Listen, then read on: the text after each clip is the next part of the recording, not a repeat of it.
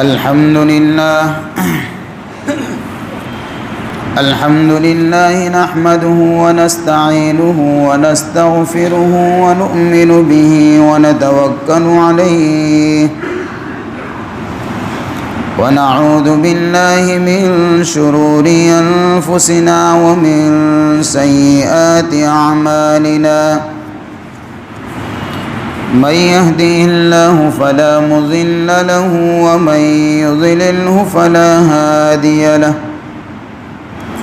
ونشهد أن لا إله إلا الله وحده لا شريك له ونشهد أن سيدنا وسندنا ومولانا محمدا عبده ورسوله صلى الله تعالى عليه وعلى آله وأصحابه أجمعين أما بعد فأعوذ بالله من الشيطان الرجيم بسم الله الرحمن الرحيم إن الذين يحبون أن تشيع الفاحشة في الذين آمنوا لهم عذاب أليم في الدنيا والآخرة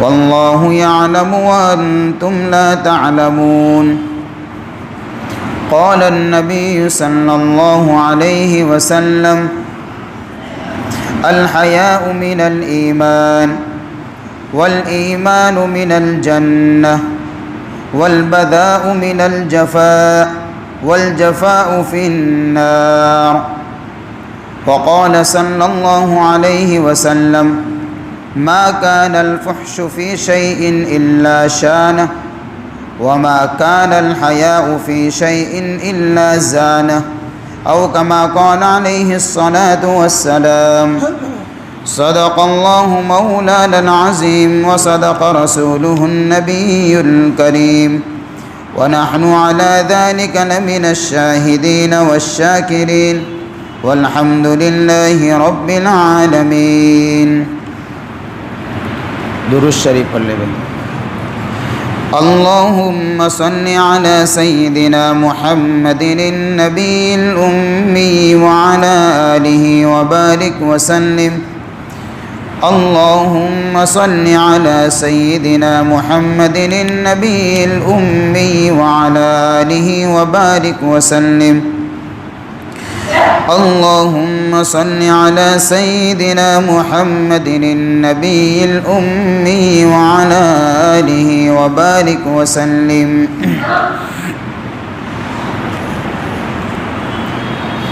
काबिल कदर मोहतरम दोस्त और बुज़ुर्गों,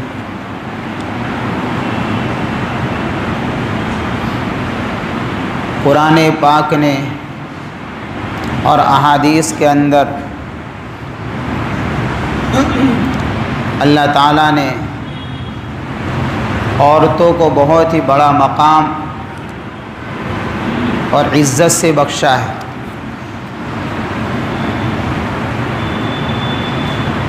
इनके तक़द्दुस और औरतों के तहफ़्फ़ुज़ की जो तालीमात दीन इस्लाम के अंदर है, हम अगर किसी और मज़हब में देखने जाएंगे, दूसरी कौमों के अंदर निगाह दौड़ाएंगे,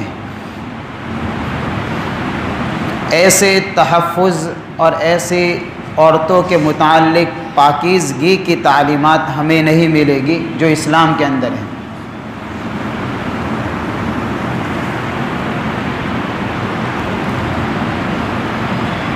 उसको इतना इज़्ज़त का मकाम दिया है कि औरत को घर की मलिका बनाया है। मलिका रानी को कहते हैं। और उसके ऊपर फ़िक्र माश के सिलसिले में किसी भी तरह का कोई बोझ औरत के ऊपर नहीं डाला गया।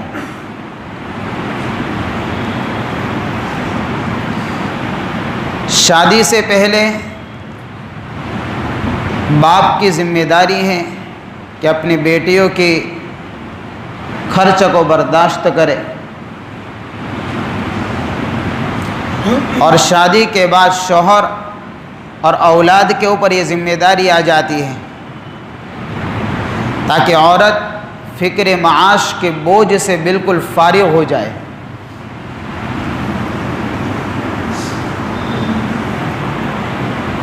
اور وہ اپنی ذمہ داری کو سمجھے.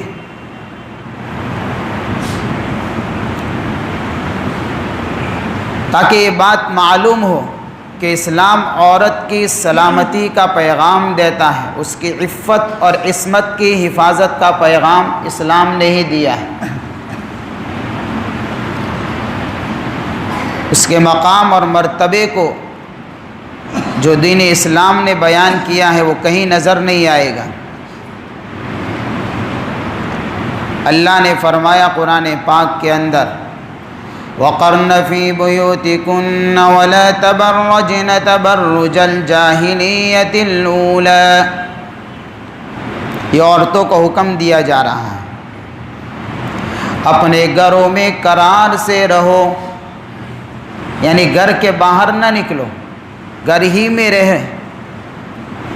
وَلَا تَبَرَّجْنَ تَبَرُّجَ الْجَاهِلِيَّةِ الْأُولَى، اور قدیم جاہلیت کے زمانے کی طرح اپنے آپ کے اوپر بناؤ سنگار کر کے لوگوں کو دکھاتی نہ پھرا کرو.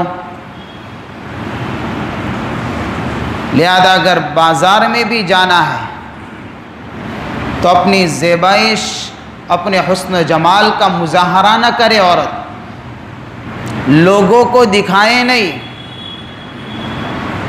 پردے کے اندر جائے اور بقدر ضرورت جائے، کیونکہ اسی میں اس کی حفاظت ہے اور یہی اس کا مقام ہے. آج میڈیا کے ذریعے سے، بہت ساری تنظیموں کے ذریعے سے، افراد کے ذریعے سے یہ باور کرانے کی کوشش کی جا رہی ہے کہ اسلام نے عورتوں کے حقوق کو دبا دیا ہے، یعنی اس کے حقوق کو محفوظ نہیں رکھا، جبکہ اس بات کا حقیقت سے کوئی تعلق نہیں ہے. بلکہ اگر دیکھا جائے گا تو دین اسلام نے عورتوں کے حقوق کی حفاظت کا جو انتظام کیا ہے وہ کہیں بھی نظر نہیں آئے گا.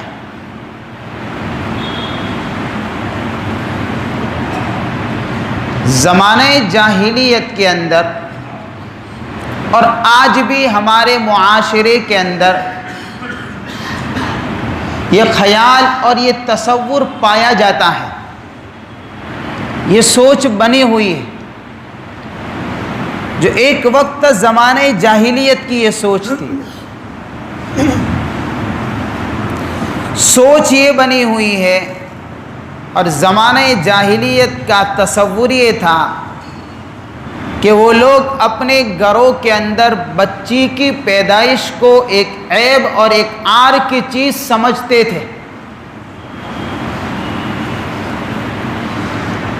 لہذا جب کسی کو لڑکی کی پیدائش کی خوشخبری سنائی جاتی تھی تو اس کا چہرہ آؤٹ ہو جاتا تھا، موڈ آف ہو جاتا تھا. ہاں، اور ایسا سمجھتا تھا کہ پتہ نہیں یہ مصیبت میرے اور میرے خاندان کے اندر لکھی تھی. قرآن نے اس کو مصیبت نہیں کہا، قرآن نے اس کو بشارت کہا ہے. اور بشارت اچھی چیز کی ہوا کرتی ہے، مصیبتوں کے اوپر بشارتیں نہیں ہوا کرتی. قرآن کی آیت پر ہم غور کریں. وَإِذَا بُشِّرَ أَحَدُهُم بِالْأُنثَىٰ ظَلَّ وَجْهُهُ مُسْوَدًّا وَهُوَ كَظِيمٌ. اور جب ان کو بشارت سنائی جاتی ہے کسی لڑکی کی پیدائش کی بشارت، ظاہر سی بات ہے بھائی، خوشخبری کس کے اوپر سنائی جاتی ہے؟ اچھی چیز پر سنائی جاتی ہے. کوئی آدمی بیمار ہو اور ہم اس بیمار کے بارے میں اطلاع کرے کسی کو تو تو اس کو بشارت نہیں کہیں گے، یہ غم کی خبر ہے کہ میرا دوست، میرا بھائی یا میرے خاندان کا ایک آدمی بیمار ہے، اسپتال کے اندر ہے، مجھے اطلاع ملی ہے۔ اس کا مطلب یہ نہیں کہ کسی نے آ کر اس کو بشارت سنائی ہے کہ تیرا بھائی بیمار ہے، خوشخبری ہے تیرے لیے۔ لیکن بیمار بھائی کو اگر شفا مل جائے، دوست کو ذرا اچھا ہو جائے، طبیعت میں افاقہ آ جائے اور کوئی یہ خبر ہمیں سنائے تو ہم اس کو کہیں گے کہ تو نے اچھی خبر سنائی کہ میرے بھائی کو اللہ نے شفا دے دی۔ تو بشارتیں اچھی چیزوں کی ہوا کرتی ہے۔ اس بچے کو ذرا بشارتیں اچھی چیزوں کی ہوا کرتی ہے، بری چیزوں کے اوپر بشارتیں نہیں ہوا کرتے۔ قرآن نے یہی بات کہی، وَإِذَا بُشِّرَ أَحَدُهُم بِالْأُنثَىٰ ظَلَّ وَجْهُهُ مُسْوَدًّا وَهُوَ كَظِيمٌ، اور جب بشارت سنائی جاتی ہے لڑکی کی کہ آپ کے گھر میں لڑکی پیدا ہوئی ہے تو کیا ہوتا ہے؟ وَهُوَ كَظِيمٌ، دل ہی دل میں گھٹنے لگتا ہے، مُسْوَدًّا وَهُوَ كَظِيمٌ، چہرہ کالا پڑ جاتا ہے، موڈ آؤٹ ہو جاتا ہے، رنگ بدل جاتا ہے، اور پتہ نہیں جو یعنی کہ نا امیدی اور جو بھی ناگواری کے اثرات ہیں وہ سارے کے سارے چہرے پر نظر آنے لگتے ہیں، اور دل میں سوچنے لگتا ہے کہ مجھے لڑکا ہوتا تو اچھا تھا، لڑکی کیا کام کی۔ يَتَوَارَى مِنَ الْقَوْمِ مِنْ سُوءِ مَا بُشِّرَ بِهِ، قرآن کے الفاظ کے اوپر غور کرے۔ قرآن دوسری مرتبہ کہہ رہا ہے کہ بشارت ہے، یہ مصیبت نہیں ہے۔ ایک مرتبہ بشارت، پھر دوسری مرتبہ بھی بشارت کا لفظ استعمال کیا ہے۔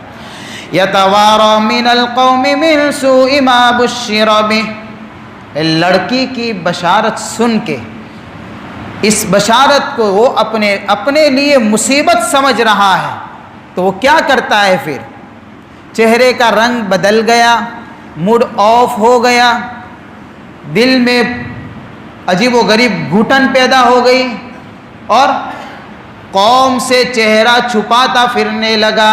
یتوارا من القوم من سوء، کس بات سے؟ اس بری خبر کی وجہ سے جس کی اللہ نے اس کو بشارت سنائی ہے نا۔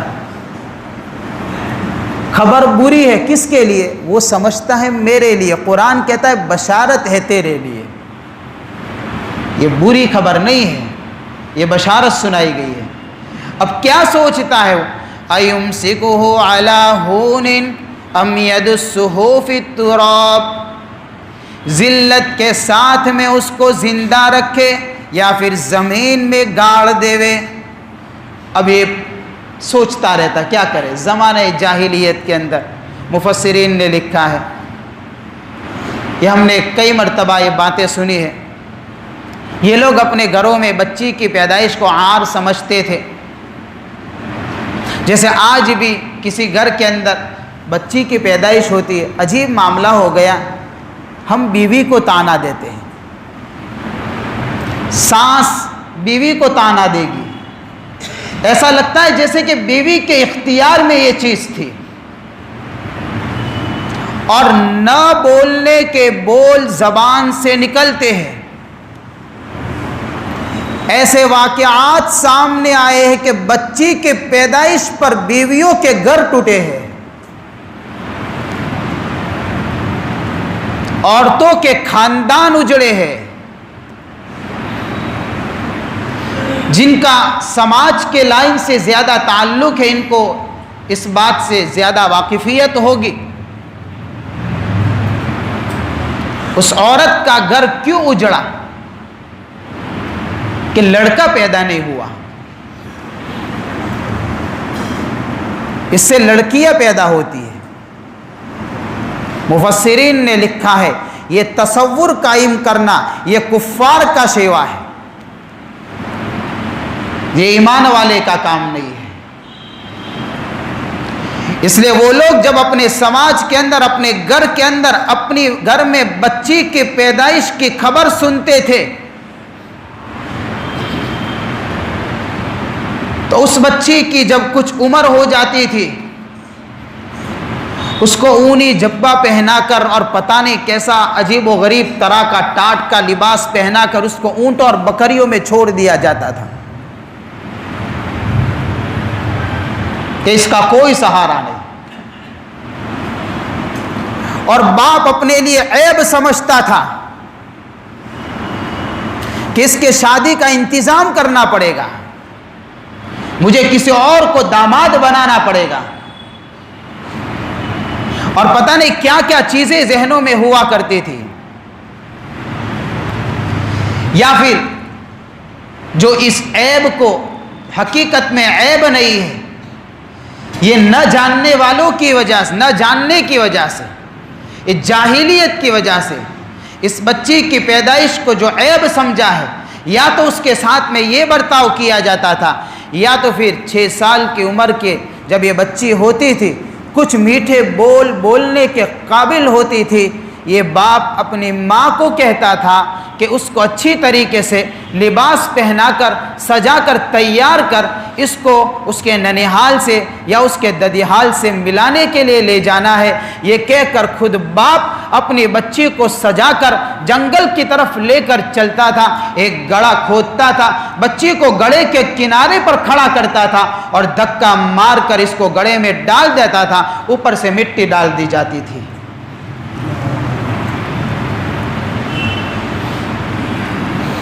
یہ حال تھا.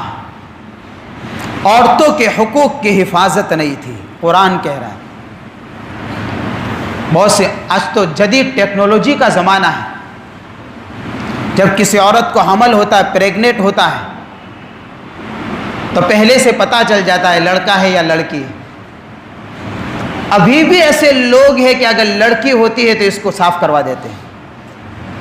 ان میں اور ہم میں کیا فرق رہا؟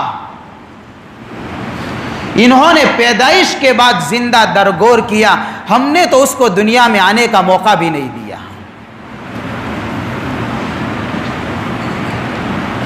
یہ جاہلیت والا تصور آج ہمارے معاشرے میں پایا جاتا ہے.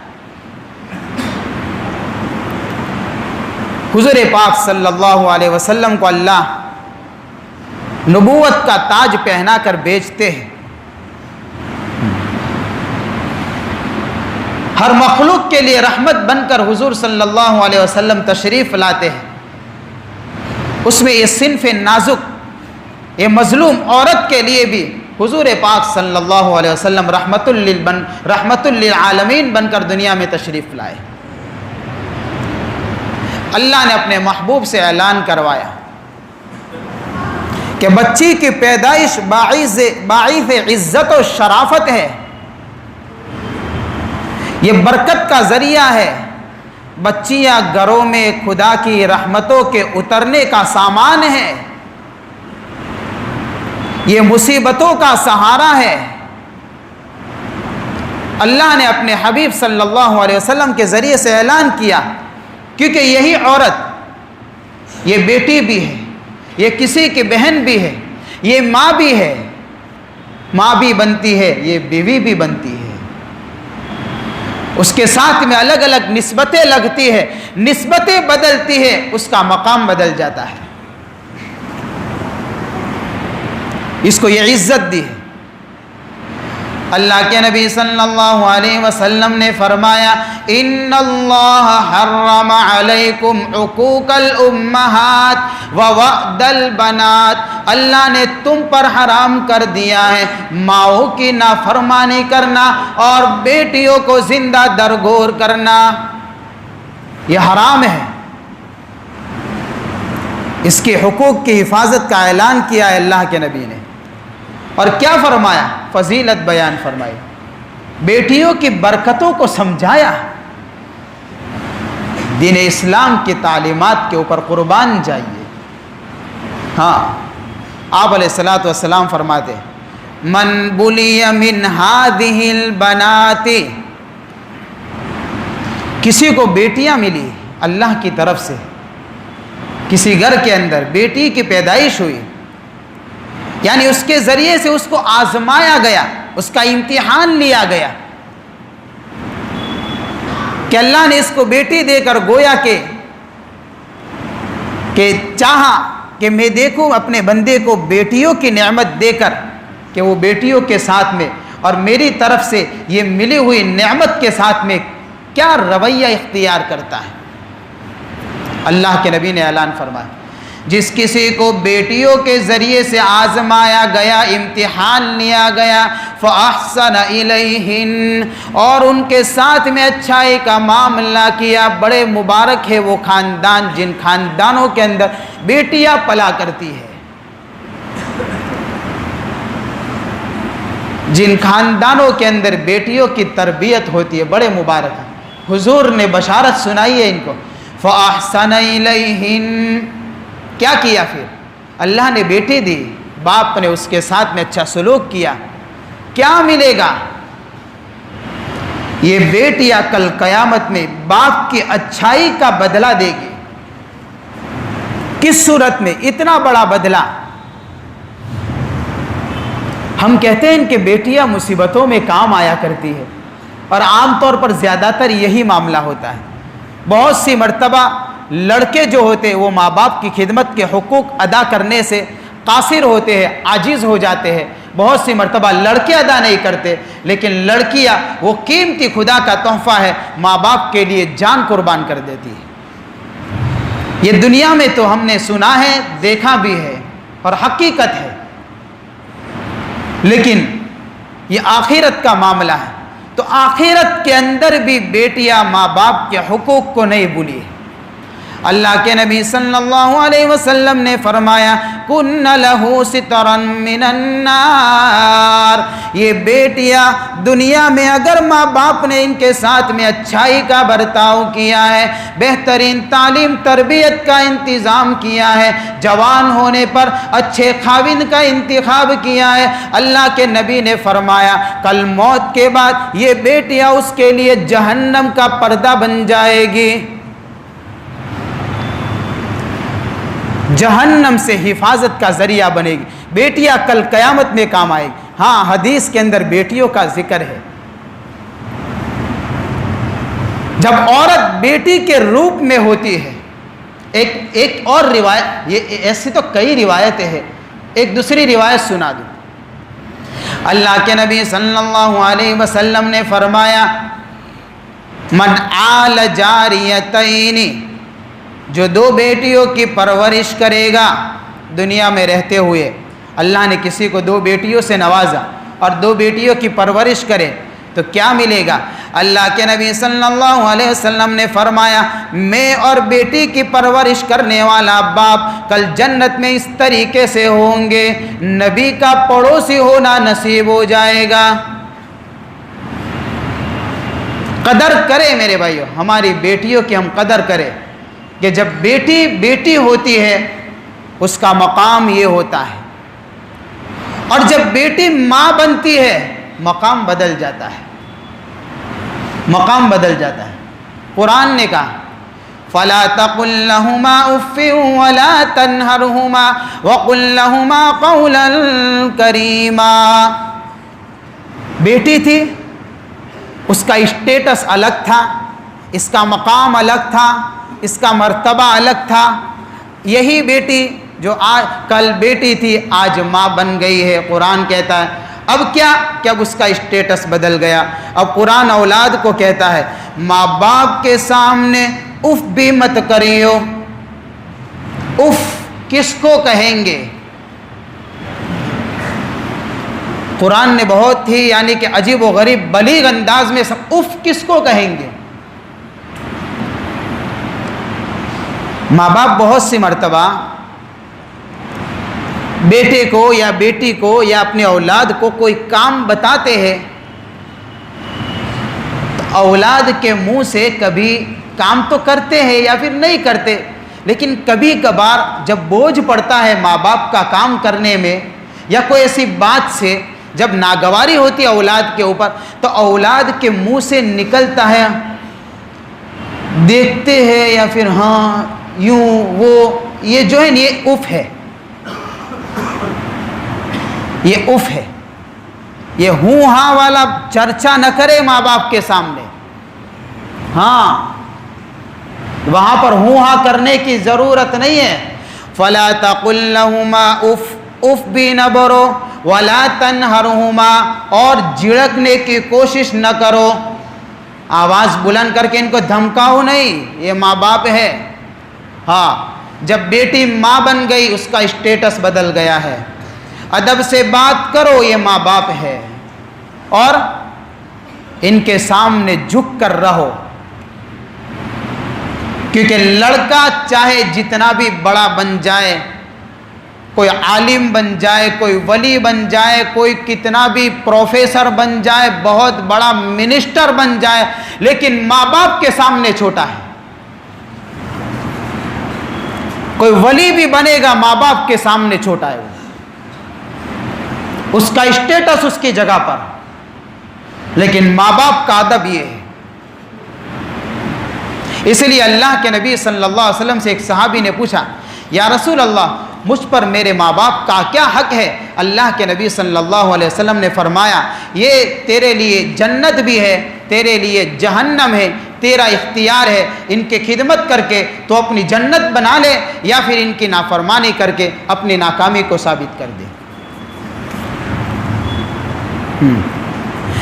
ایک روایت میں آیا حضور صلی اللہ علیہ وسلم نے فرمایا، ماں باپ کی خدمت یہ دو جنت کے دروازے ہیں.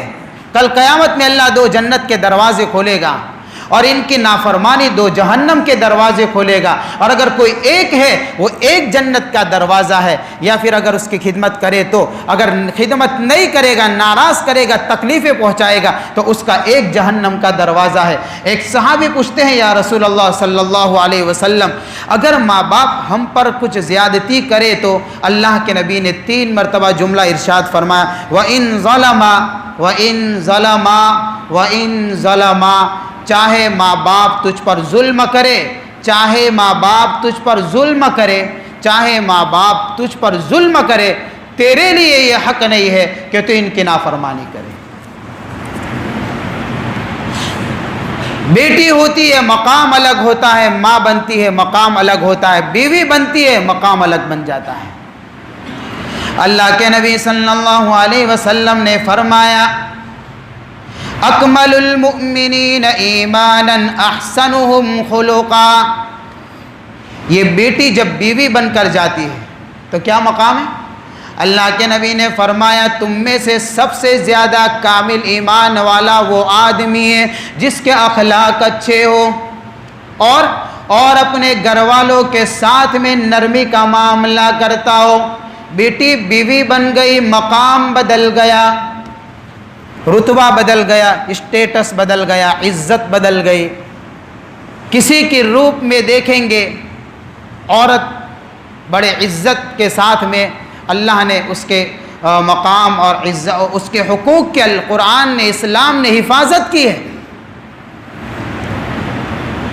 یہ چند روایت ہے جو میں نے آپ کے سامنے رکھی ہے، اس کے علاوہ کئی روایتیں. اچھا اعمال کا معاملہ آئے گا تو ایسا نہیں، مرد کو عمل پر جتنا ثواب ملے گا اتنا ثواب عورت کو بھی ملے گا. نماز پڑھنے پر جو ثواب مرد کو ہے وہی ثواب عورت کو بھی ہے. ایسا نہیں کہ وہ عورت کمزور ہے تو ثواب میں آگے پیچھے نہیں، وہی ثواب ہے. من عمل صالحا من ذکر او انثی، نیک عمل کرے چاہے پھر وہ مرد ہو کہ چاہے پھر وہ عورت ہو، اللہ دونوں کو اجر برابر دیں گے. اعمال کے اندر برابر رکھا، حقوق کے اندر برابر رکھا. جب امور خانہ داری اور گھر کی ذمہ داری کی بات آئی تو پھر کام تقسیم کیے شریعت نے. گھر کے باہر کی ذمہ داری مرد پر ڈالی، گھر کے اندر کی ذمہ داری عورت پر ڈالی. کیوں؟ تاکہ شریعت کے اندر بیان کیے گئے حقوق کی حفاظت ہو سکے. کہ عورت گھر میں رہتے ہوئے شوہر کے گھر کی حفاظت کرے گی، مال کی حفاظت کرے گی، اولاد کی بہترین تربیت کا انتظام کرے گی کہ کیوں یہ معاشرے کی بنیاد ہے. اگر یہ بہترین اولاد کی تربیت کر کے اپنی اولاد کو سنوارتی ہے, یہ معاشرہ مستقبل کا ایک پاکیزہ معاشرہ بن کر ابھرے گا.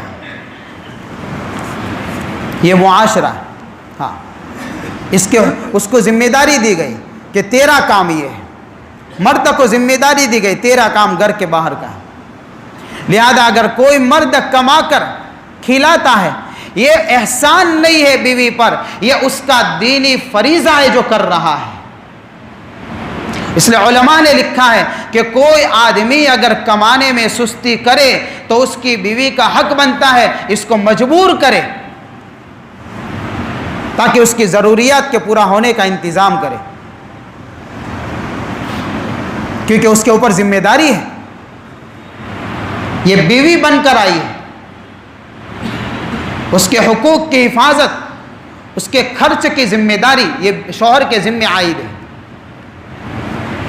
تو یہ وہ پاکیزہ معاشرہ ہے جو دین اسلام نے پیش کیا, جس نے عورتوں کے حقوق کی حفاظت کی. ایک مغربی اور یورپی معاشرہ ہے, مغربی تہذیب ہے, جہاں پر عورت کی عفت اور عصمت نام کی کوئی چیز نہیں رہی. اس کو آزادی کا نعرہ دے کر بہت بڑے دھوکے میں پھنسایا گیا عورت کو. اس کو یہ باور کرانے کی کوشش کی گئی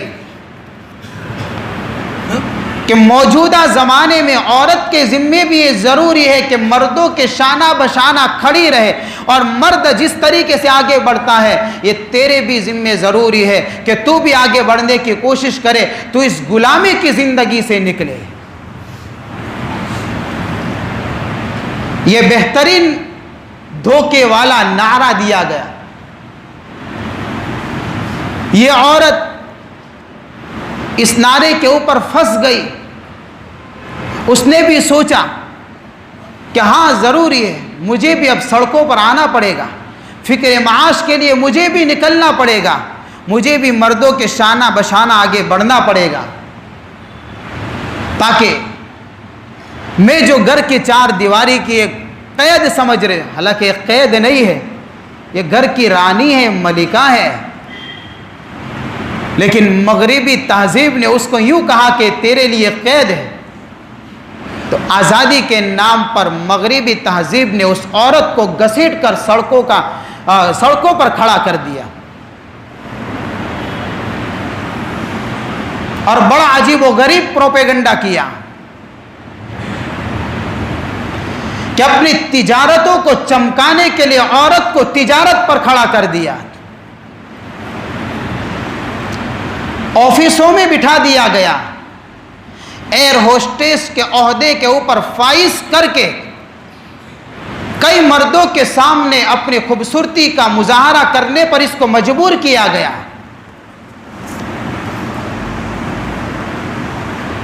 اور ہوسناک نگاہوں کا شکار بننے کے لیے اس کو مجبور کیا گیا. عورتوں کے اعضاء کی نمائش کر کے اپنی تجارت کو بڑھانے کا ذریعہ بنایا گیا.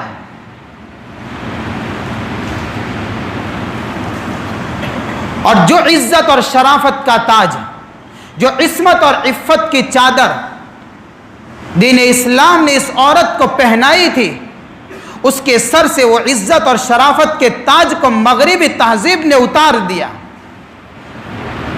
اس عصمت اور عفت کی پاک دامنی والی چادر کو تار تار کر دیا. نتیجہ یہ نکلا کہ خاندانی نظام درہم برہم ہو گیا. آج مغربی تہذیب کا یہ حال ہو چکا ہے کہ ماں کو پتہ نہیں میری اولاد کون سی ہے, اولادوں کو پتہ نہیں میرے ماں باپ کون سے ہیں, خاندانی نظام بگڑ گئے.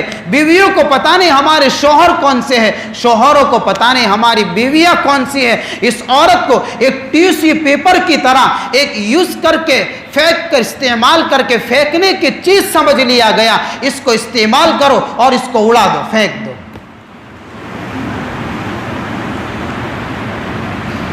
جنسی جرائم بڑھ گئے, اخلاقی گراوٹ آ گئی,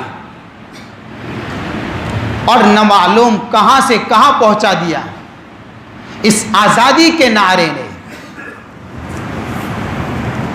اور ان باتوں کو پھیلانے کے لیے بہت بڑی سازش اور بہت بڑے پروپیگنڈے اور منظم طریقے سے ان کاموں کو کیا گیا۔ اخبارات کا سہارا لیا گیا، میڈیا کا سہارا لیا گیا، ٹی وی چینلوں کے اوپر ایسے پروگراموں کو نشر کیا گیا، انٹرنیٹ کے ذریعے سے ایسے بیکار اور فحش مواد کو تیار کیا گیا۔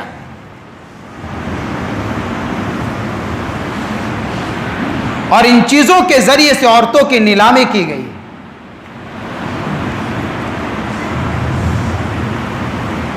اس لیے آج مغربی تہذیب کا حال بڑا برا حال ہو چکا ہے، اور یہی تہذیب اس پاکیزہ دین اسلام کی تہذیب پر تھوپنے کی کوشش کی جا رہی ہے۔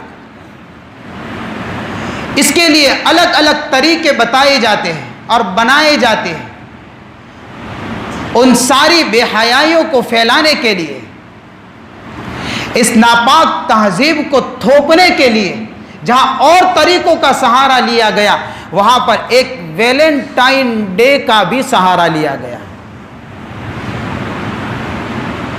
جس کو یوم محبت کے نام سے پکارا گیا،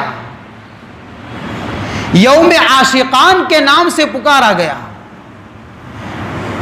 لیکن اس نام کے ذریعے سے بے حیائی کو عام کیا جا رہا ہے، حیا کو تار تار کرنے کی کوشش کی جا رہی ہے، جو بہت بڑا جوہر ہے انسان کا، بہت بڑا جوہر۔ اللہ کے نبی صلی اللہ علیہ وسلم نے فرمایا الحیاء من الایمان والایمان من الجنہ، یہ اتنا بڑا جوہر ہے۔ حیا اور شرم انسان کے لیے یہ ایمانی صفت ہے، اور ایمان والے جنت میں جائیں گے۔ والبذاء من الجفاء والجفاء من فی النار، بے حیائی یہ برائی کا دروازہ ہے، اور برائی اس کو جہنم کے اندر دھکیل کے رکھ دے گی۔ معاشرے میں ایسے دینوں کے ذریعے سے بے حیائیاں پھیلتی ہیں، ایسے انٹرنیٹ کے مواد کے ذریعے سے بے حیائی کو عام کیا جاتا ہے۔ ٹک ٹاک یہ کیا ہے؟ یہ بے حیائی کے پھیلانے کا بہت بڑا ذریعہ ہے۔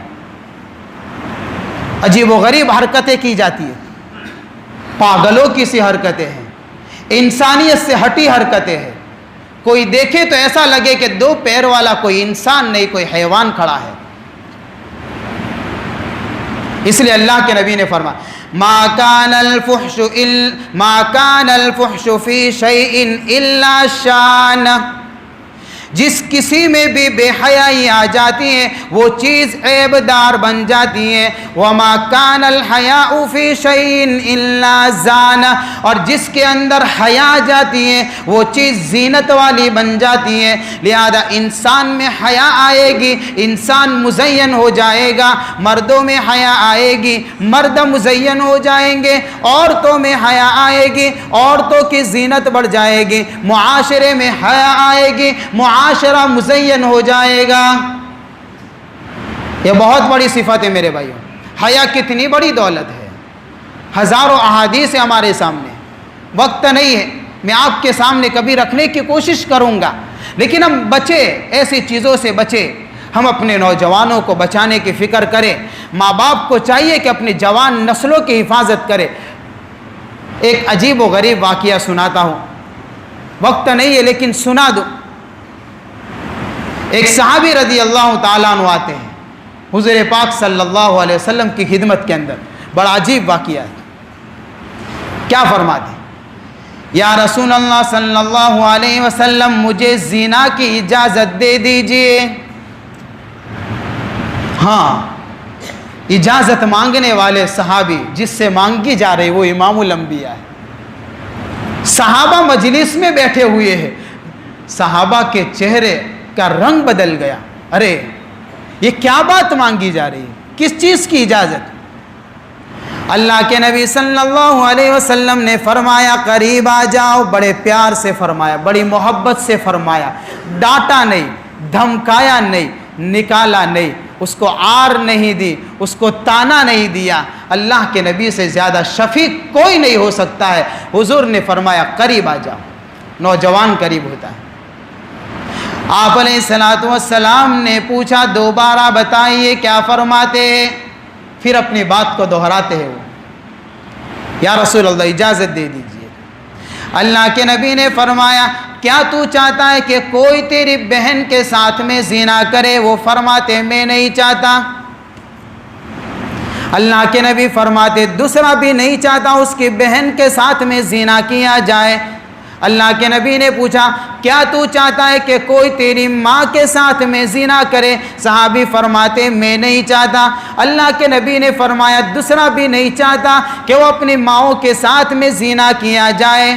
ایک ایک رشتہ حضور لے رہے, سمجھا رہے, چاہتے ہیں. آخر کے اندر پھر اس نوجوان کے دل پر, سینے پر اپنا مبارک ہاتھ رکھا اور اللہ سے دعا کی, اے اللہ اس نوجوان کی حفاظت فرما اور اس کی شرمگاہ کی حفاظت فرما. محدثین نے لکھا ہے یہ نوجوان صحابی کی نگاہ کے اندر جو آج یہ زنا کی اجازت مانگنے کے لیے آئے تھے, پوری زندگی زنا سے زیادہ قبیح اور برا جرم ان کے نزدیک کوئی اور نہیں تھا. معاشرے کے اندر یہ چیزیں آج جو بے حیائی پھیل رہی ہے میرے